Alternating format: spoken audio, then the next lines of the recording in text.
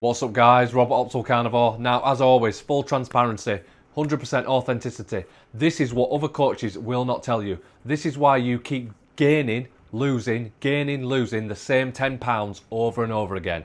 This is why you are a yo-yo dieter. If you don't take anything else from this video, take this one thing. The manufacturers who make the ultra-processed addictive food are keeping you on the Ferris wheel. They are purposely keeping you addicted to their products. That is what's going on. The exact foods that got you into the mess you're in the first place, that gained the weight after years and years and decades of decades, and how are they doing this? And it's extremely scary and haunting how they actually do it. And this food scientists that have actually been on podcasts and said that they've left jobs for ethical reasons, they just can't do it anymore, that they've literally been hired to make the manufacturer's product as addictive as possible. They do this by finding this perfect bliss point of sugar, flour, oil, so the perfect amount of sodium, fat, carbohydrates, artificial sweeteners, this perfect bliss point that lights up your brain like a Christmas tree. One reason only, to keep putting money in the manufacturer's pocket, okay? Almost like a drug dealer. Here you go, but it's ingrained in society, it's not illegal, it's normalized, it's a tough one. And knowing that is just so powerful. I'm like, well, I'm not giving my hard-earned money to basically buy something that I'm just going to keep having to buy again. It's making me addictive and causing absolute detriment to my health. It just doesn't make sense. So knowing that is absolute power. And then we've got the point, as me and my wife were talking the other day, and I was thinking, like, because some clients struggle, don't get me wrong, and I was thinking, like why have they gone off the rails? And her response was, they don't see it as a long-term thing. And I thought that was like a perfect way of putting it. I'm like, she's absolutely right. It's a massive psychological element that I want to try and address, and I'm always trying to get better and better as a coach. As you do get clients that, obviously all my clients report like hair, skin, nails, mood, obviously the losing of the body fat, feeling energy, libido, like digestion, all these positives, like they've never felt the best like this any time in their life. I've got messages, like a plethora of feedback from clients, all this, and I hear it all the time. And I'm absolutely mind boggled. Why, okay, brilliant.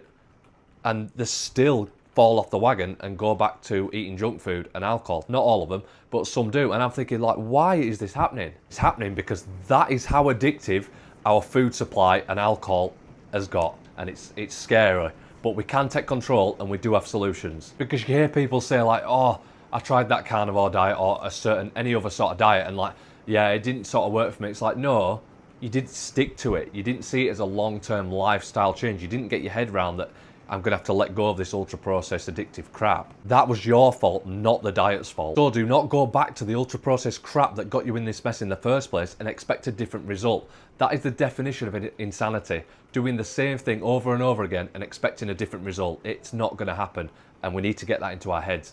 And as soon as you do, boom, you'll have cracked it for life. It has to be a complete lifestyle change. Do ex-smokers have a fag just on the weekend? No, they can't. They have to be abstinent. Do ex-alcoholics have a cheat day?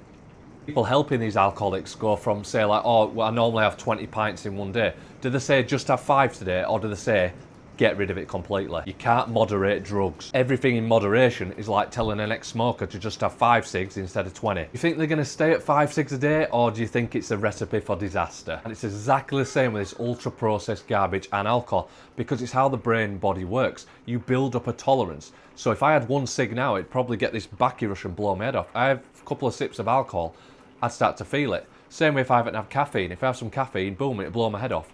But you build up a tolerance, and you need more and more of the substance to get the same effect. So it's the same with ultra-processed crap. Do you know, 1 donut, if I haven't had one in a long time, whoa, oh my God, that's perfect. Then people, you see, they're snacking on ultra-processed crap every couple of hours because they're trying to get that dopamine hit. You've lowered your threshold, and you need more and more of the drug.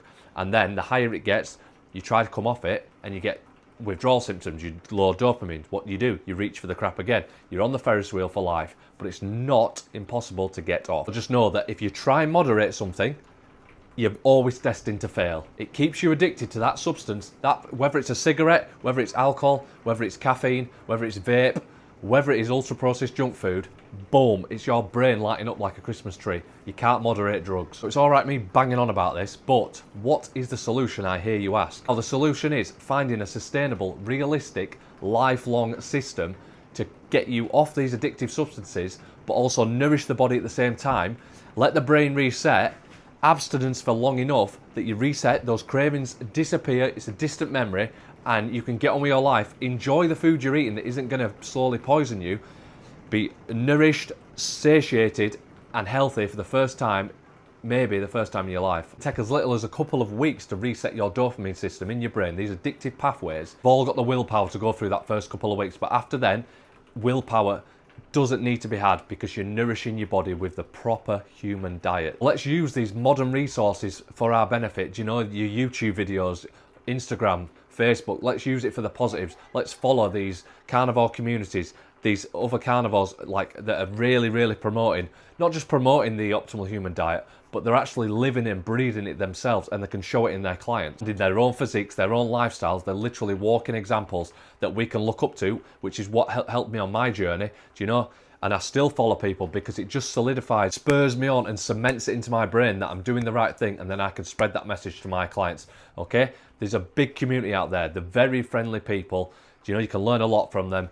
Follow them. A lot of them are medical doctors that have completely gone the other way, you know, away from mainstream trying to give medicine. They're actually root cause medicine, not just slapping a band-aid on something and thinking then that'll sort it. Do not be afraid to ask for help. Do you know, hire a coach, okay?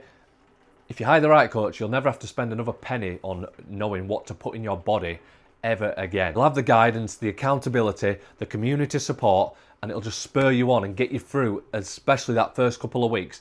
And then it'll help you construct a lifestyle plan to be able to do this for life. Learn how to eat, nourish your body, and not leave you miserable and starving that you're going to fall off the wagon, get pulled back into that comfort food, ultra-processed crap that puts you straight back on the Ferris wheel. Then you're building that tolerance again, and all of a sudden, you've gained that 10 pounds again. Lose the weight, keep it off, get healthy, stay healthy, spread the message, nourish your family, and pass it on to the next generation. Cheers, guys.